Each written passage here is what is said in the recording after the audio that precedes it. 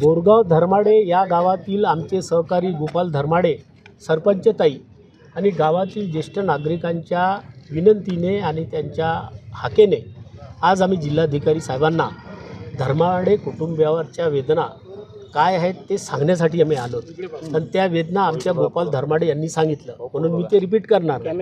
आम्ही जिल्हाधिकारी साहेबांना एक लक्षात आणून दिलं. म्हटलं सर, आज त्या कुटुंबावर शोककळा पसरली आहे.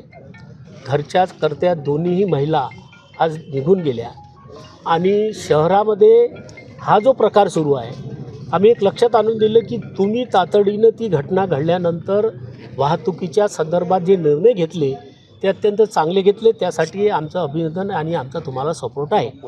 जरी ते लोक म्हणत असतील की आम्हाला सूट हवी, तर त्यावर आमचं असं म्हणणं आहे की आतापर्यंत जे अपघात झालेत या शहरात, जर तुम्ही पोलीस रेकॉर्ड बघितलं तर ट्रकनेच झालेले आहेत. 99% अशा ट्रकने, मालवाहू रेती ट्रकनेच अपघात झालेले आहेत. त्यांच्यावर सहसा थेट नियंत्रण नसते आणि ती संख्या किती आहे?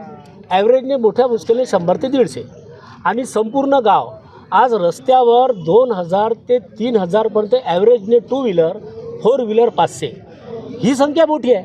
मग आपण या आम लोकांचं ऐकायचं की मुठभर त्या ट्रक चालकांचा ऐकायचा?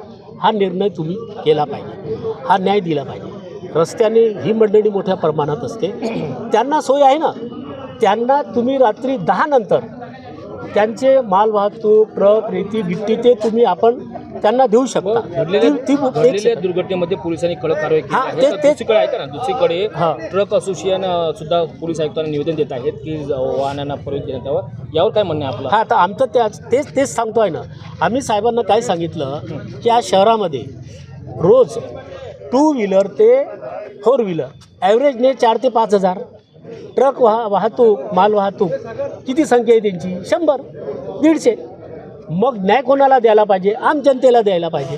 म्हणून आम्ही आवर्जून सांगितलं की त्यांना सुविधा आहे, रात्री 10 नंतर ते त्यांचा व्यवहार मालवाहतूक ते करू शकतात. दुसरं, महानगरपालिकेचे जे कामं सुरू आहेत, कंत्राटदार सांगतात की हमने काम कैसा करणार, तर त्याच्यावर आमचा तोडगा आहे. त्यांनाही रात्री 10 नंतर द्या.